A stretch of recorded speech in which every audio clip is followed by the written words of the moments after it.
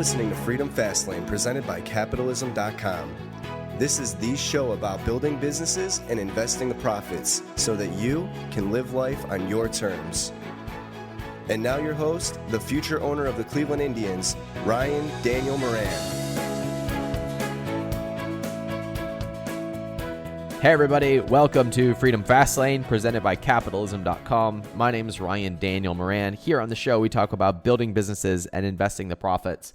And today we're going to be joined again by my friend Brian Creager. The reason we're bringing Brian back onto the show is because he has had a huge up-leveling in his business, and we're going to talk a little bit about that. One of the cool things that happens as an entrepreneur is your sights and your goals move as you become more successful. So for example, when I started selling physical products, specifically on Amazon, I just wanted to have $1 million business. And when I had $1 million business, it was like, holy crap, now it's possible. Now this is the new normal. I know how to build $1 million businesses. I can duplicate this.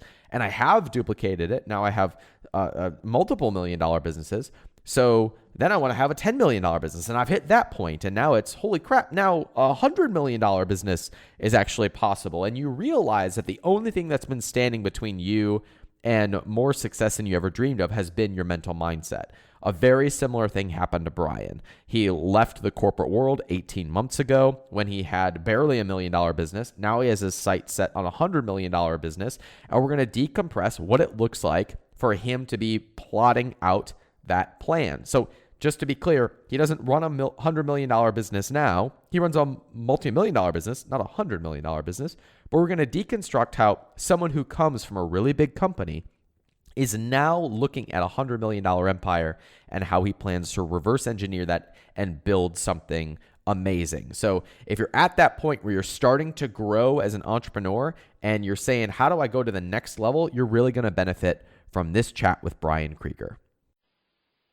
Hey everybody, welcome to Freedom Fastlane. Brian Creager, welcome back to the show. It's good to have you back. Thanks, Ryan.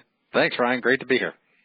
Yeah, I really wanted to have you back because when you were last on the show, you had just left the corporate world, and we talked about some of the lessons that you brought with you from the corporate world now that you were a full-time entrepreneur.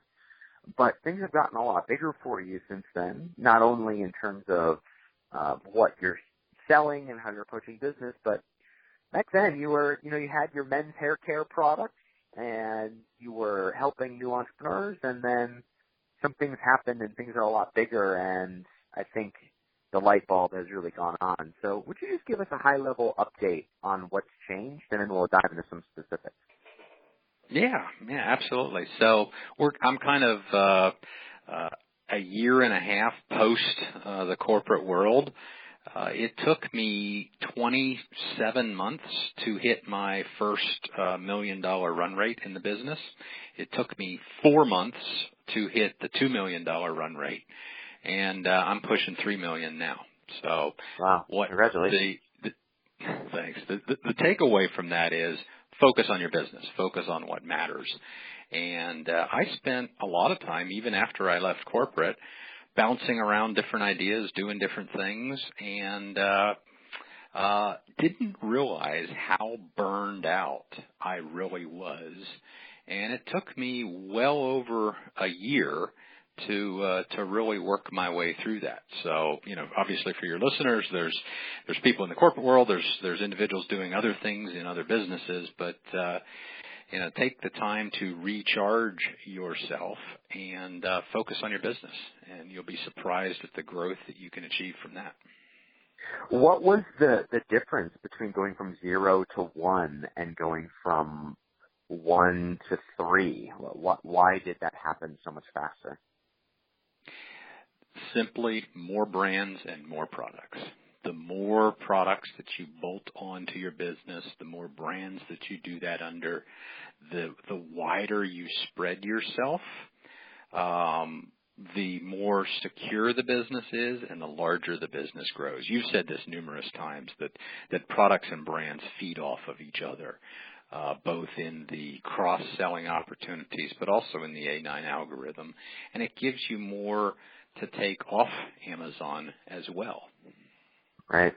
Yeah, we have, we've been surprised at some products that we launched. I remember specifically when one of my partners, Matt, said, I'm pretty sure this product is going to be a dud. And it turns out to be $1 million product. And just that one product adds, 7 figures. And sometimes you're surprised with what takes off. So for you, it took, that 27 months to get to the $1 million. And so it was just doubling down on launching new products and starting new businesses, kind of in the same area of selling physical products to take you from 1 to 3. Is that correct? Yep, doing more of the same. But one thing I did, which seemed to work for me, it may or may not work for other folks, is to batch things together. You get economies of scale when you're going to Asia and you have 80 products to source or 80 products to pick from to source, and walking away with 15 or 20 or 30 or something like that, and then you actually commercialize all of those together, you get economies of scale in copywriting and photo shoots and a bunch of other things that go into commercializing and launching the product. That's really interesting. So you actually are just batching the production process together so that you have lower prices. Well, the products themselves will come from perhaps different categories. Some of the products will come from the same supplier. We'll find one product, open a relationship with a new supplier, and then immediately look for additional products that supplier is making that we can then add to and augment the product.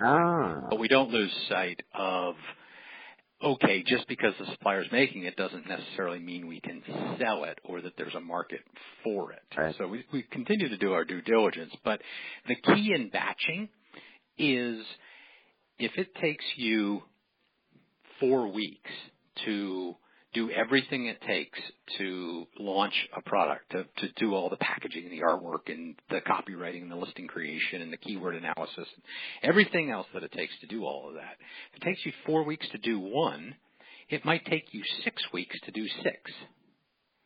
You get huge economies of scale when you're batching things together.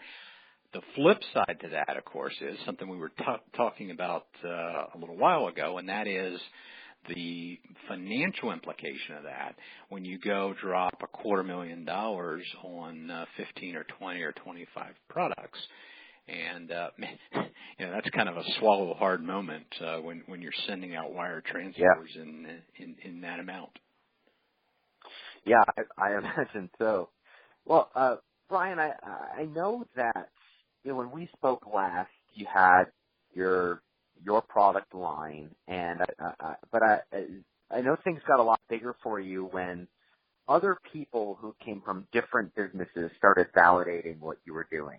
And I've experienced this myself. When we talk about the numbers in selling physical products, people tend to raise their eyebrows, or we even look at the countless people who have built $1 million businesses within the tribe and coming through our trainings.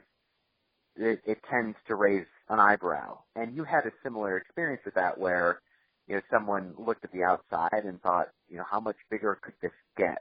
Could you share as much as you can about that experience in that moment? Absolutely. And that goes right back to my start in this business, and actually even our first conversation, which is some 3 years ago now. And I said, what? You can sell that on Amazon? My reaction was exactly the same.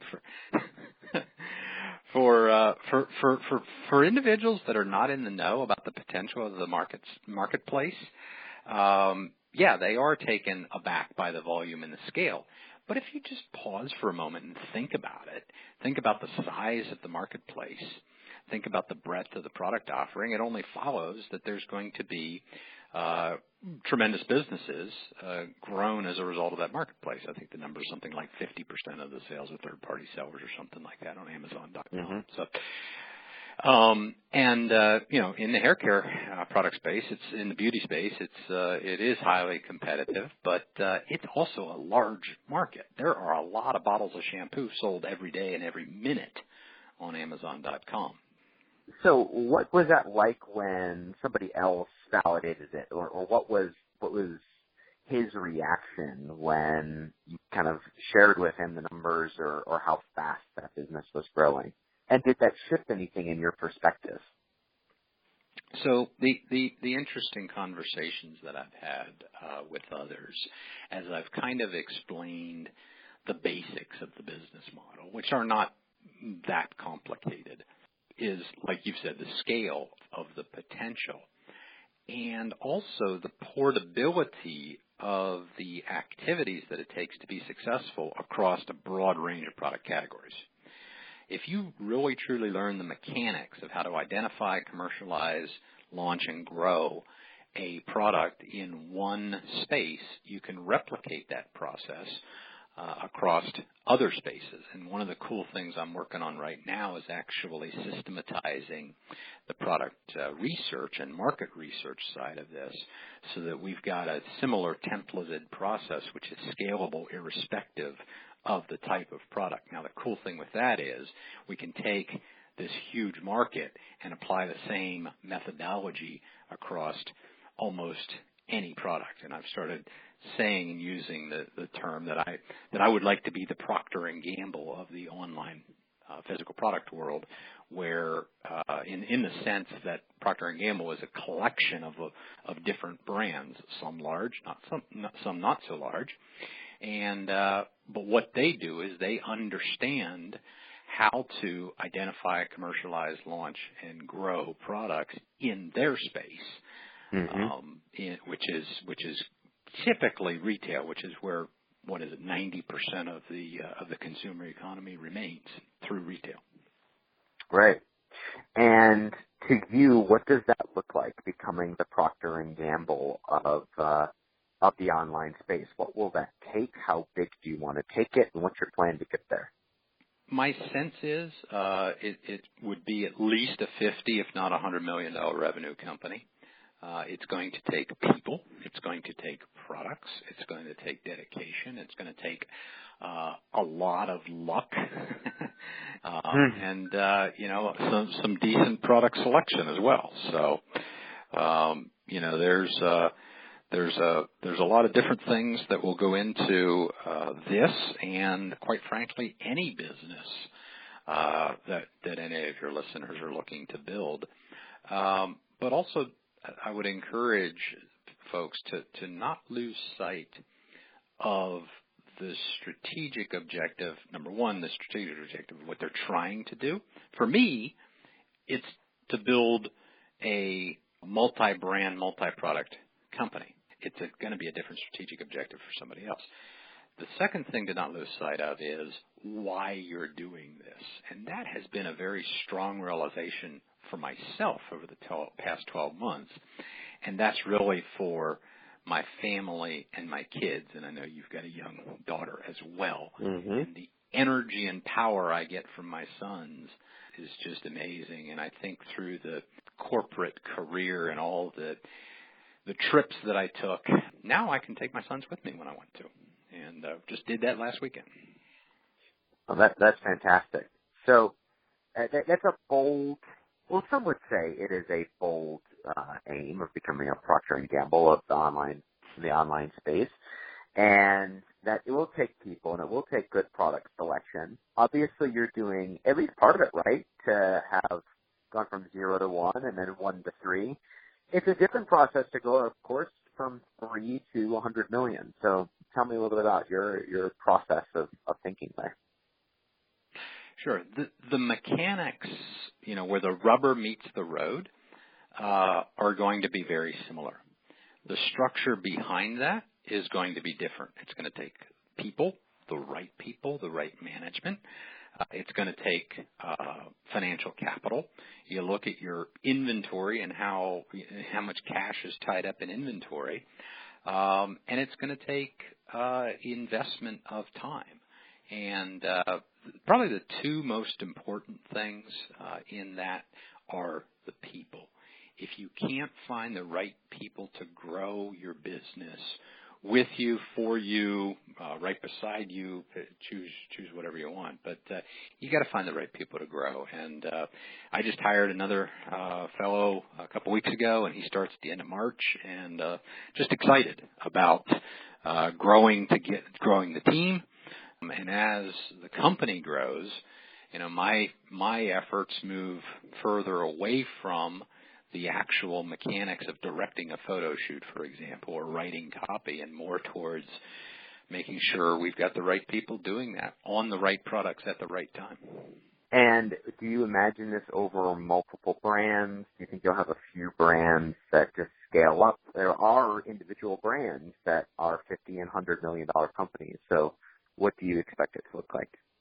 For me, I'm not averse to a single brand growing that large. I think I'm willing to try. Well, Brian, I don't think anybody would be adverse to having $100 million brand, but go on.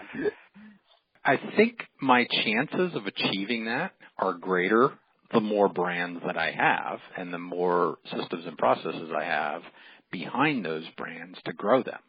So you get more eggs in the basket, if you will. You increase your chances of one of them growing very, very large. So I'm still in the very, very early stages, and I'm adding products, and when they make sense to add those products into the brands I have, I'm doing that.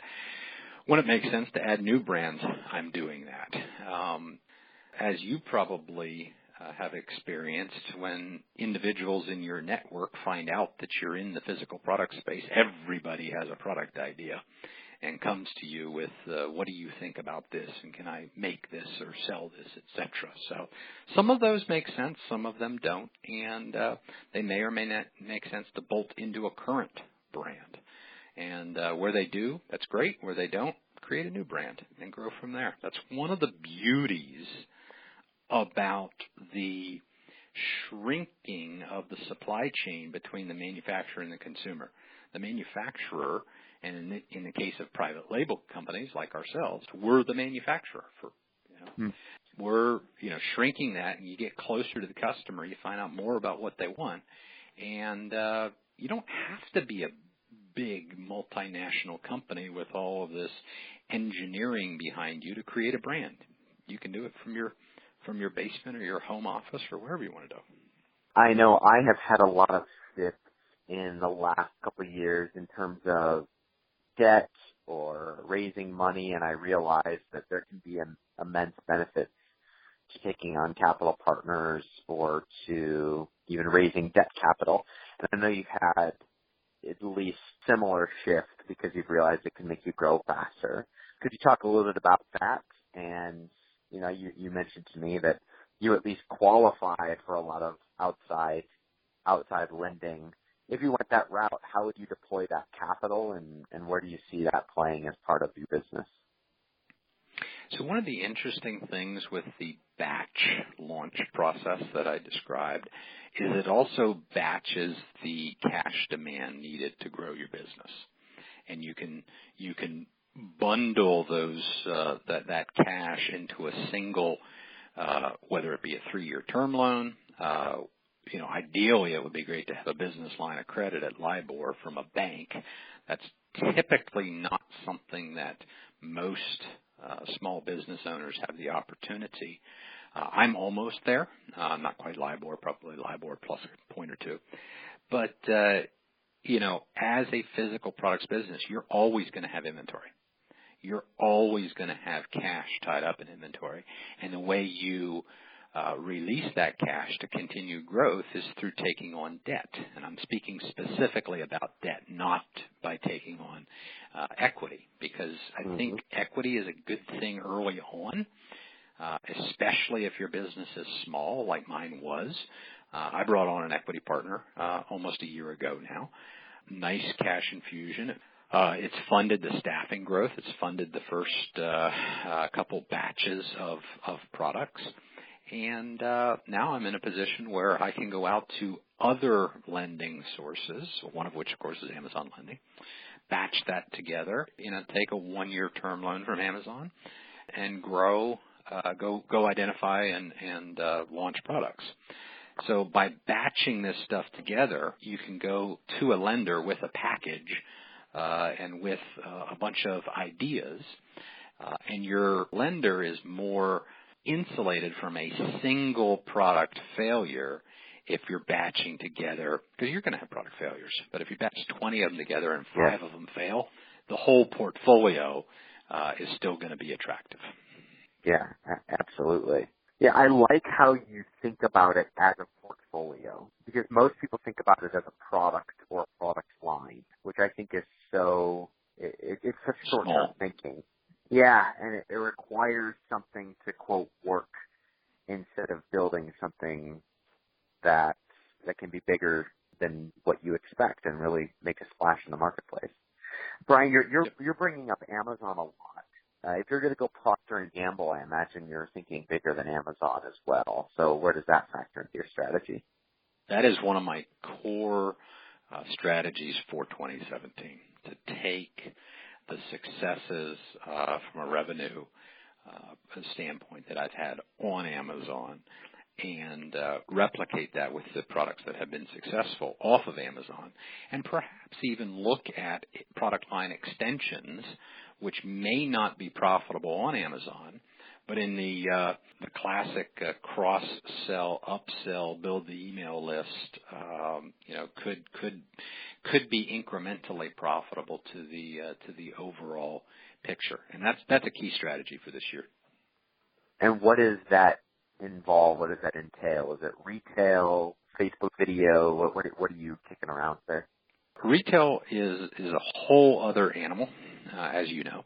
My focus for this year is online, but off Amazon, and likely on my own initiative versus other online retailers. I may have a couple products here or there that would fit with some of the other online stores, but my focus is going to be on building my list, in quotation marks, building my direct customer interaction, because that's going to have a significant multiplier on the business growth potential going forward, as you well know. Yeah, I do. Absolutely. So you've brought up people as an important part of this overall strategy. How are you sourcing talent, or how are you planning to grow people to be able to create brands? Because you're not going to get a $100 million business if Brian Creager is the centerpiece of it all.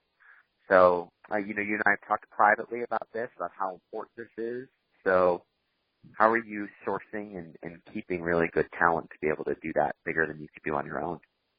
There's a hiring process that you are very, very familiar with, because I know you and Jamie Masters discussed it on stage at the first F2L2, and it comes, I learned it first from Danny Eny, and it's a 4-step hiring process from application to assignment to assessment to interview.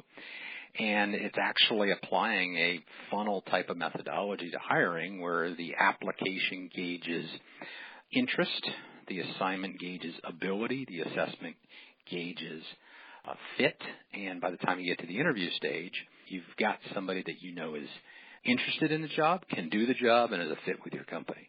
And as long as you have some definition as to what that individual is going to do, the reality is in our businesses, almost anybody with good acumen for the job, regardless of their background and history and education, or whether they have a degree or don't have a degree, doesn't matter.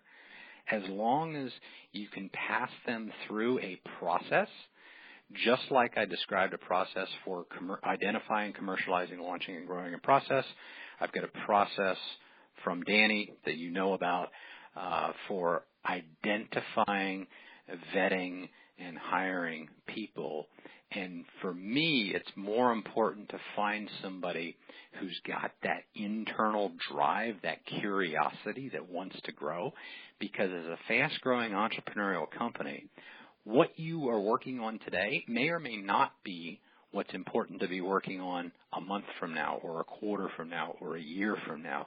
You need individuals who are motivated to grow with you and that can complement you. Because in a small company, when you have one employee or two or three employees, they're almost partners. And if you're all doing the same thing, one of you is redundant, and you've used that many times in the past. Yeah. As you grow and you do more and more of the same things, yes, you need individuals which have overlap. You need backup to folks as your number of listings grow from 1 to 50 to 100 to several hundred, and obviously there's sellers with several thousand listings. Just the bandwidth and power in managing that Amazon channel and all of the things that goes along with that just increases. That workload increases. So as you grow, you need to have duplication. But early on, it's important to have individuals who are flexible and can overlap and cover and work with each other.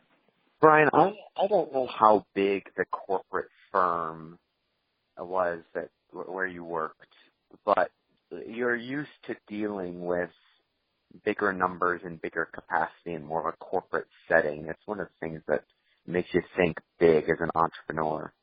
So how has coming from the corporate world given you a different perspective or a different mindset, or what lessons have you brought over from the corporate world? And I ask because I've been an entrepreneur since I was 18. I've never worked a real job. My mindset, I have to stretch that by who I hang out with and the books I read. And I imagine that you're just used to seeing how the corporate world is done. It doesn't mean that you don't struggle, but you might naturally have a higher sight than people who are just going out and being entrepreneurs for the first time. Do you think that's the case? And if so, how? I think there's an overarching theme that an individual should be cognizant of the good things from a corporate world and the good things from entrepreneurship. They should also be aware of the things which are perhaps not so good.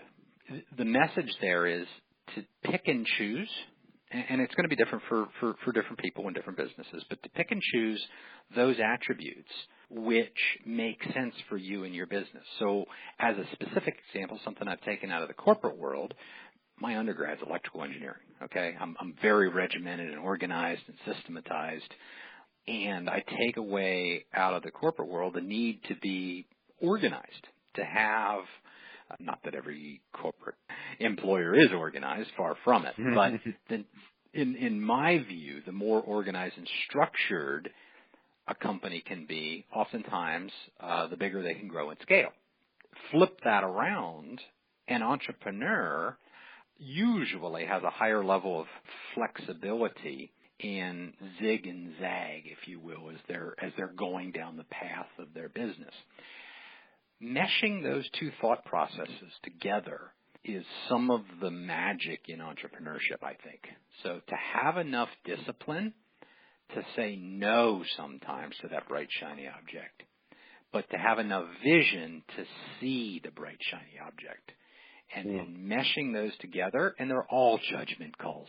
There's no right or wrong answer. They're judgment calls. So I want to kind of decompress and see if I understand your overall strategy. And it sounds to me like you're coming from the corporate world, you're used to dealing with infrastructure, and you're used to dealing with big businesses.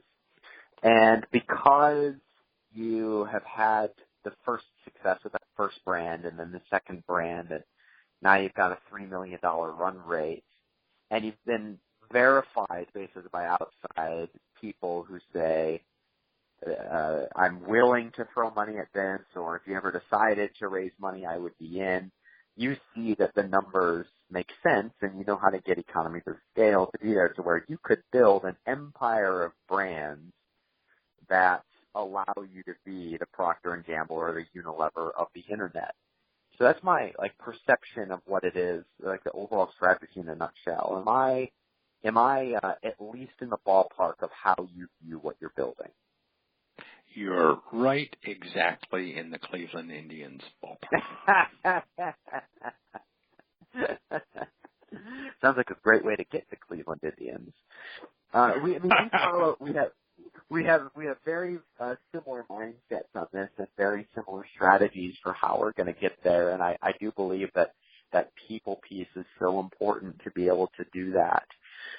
So for you, what do you think you will have to really master in order to achieve that $50 or $100 million goal? Do you think it just comes down to repeating the process enough to be able to knock this out of that ballpark?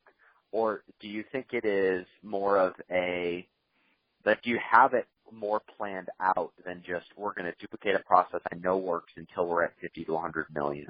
Does that question make sense? And if so, answer it. If not, I'll say it again. Does make sense. And there are two things that I will have to be able to do. And one is not me doing the work. I will have to be disciplined to empower others within my organization to do the work, and I will have to be disciplined to make good selection decisions.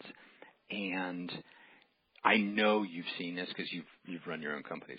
The power when one individual that works for you works with another individual directly and you're not involved, now you're starting to get scale.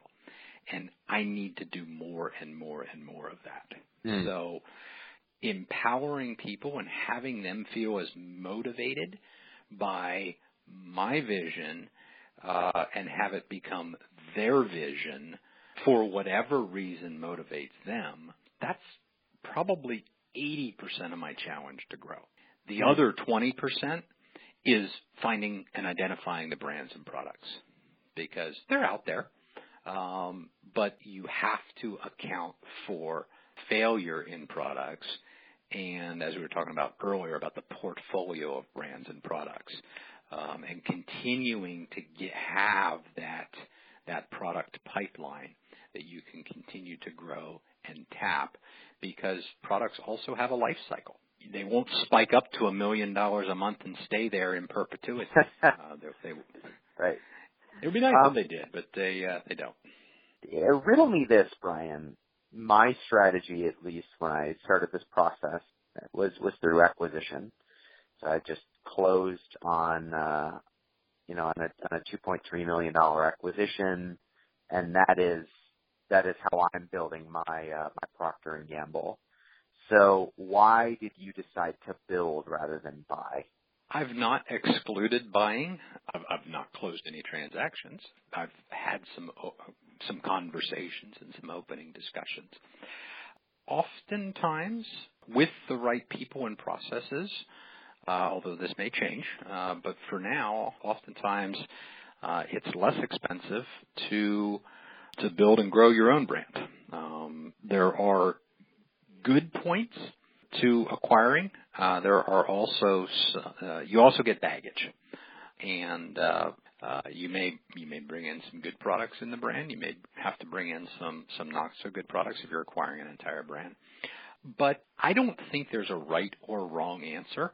Just as that works for you, I have chosen to deploy my capital that I have in identifying, commercializing, launching, and growing products of my own. And, if the right opportunity comes along, I'll figure out a way to make it happen as well. That's very cool. The entrepreneurial flexibility there. Well, Brian, I love what you're doing. Congratulations on all the success that you've done and you continue to do. I don't know if there's a place where people can follow you, but if people wanted to, where might they do that? Very simple. BrianCreager.com. Brian with an I, Creager, Creager, BrianCreager.com. Well, Brian, I hope you get that Procter Gamble of the internet, and I hope we both get acquired so that you can buy whatever Atlanta team you want, and I'll buy the Cleveland Indians, and then we can battle it out in the World Series. Sounds like a plan. All right. Thanks, Brian. Thanks, Ryan. Brian started just a few years ago where he just had an idea, had no physical products, and then he built $1 million business, and now he has a multi-million-dollar business. And he started by going through our training and getting plugged into the tribe. If you are hearing us talk about these businesses and wondering, how do I have one of these success stories, then you need to go through the Brand Builder Bootcamp. Go to freedomfastlane.com/bootcamp. It's our training to go from idea or no idea to selling successfully within about 90 days.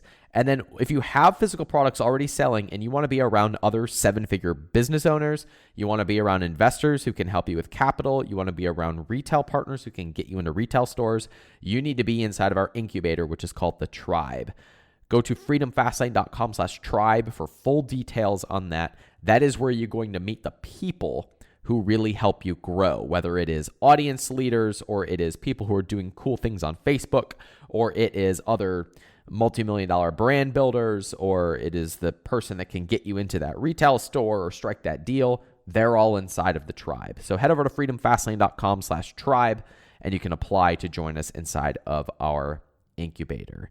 Hey, we always appreciate your subscriptions on iTunes. It's free. It helps us rank higher, and it ensures that you never miss any of the goodness here. So if you're not subscribed over on iTunes, let's make this official. Let's quit kidding around. Let's get married. Hit the subscribe button on your podcasting app and make sure that you let anyone you know who would find value in this episode that they need to go listen to it. Thanks for listening to the show. We'll see you on the next episode.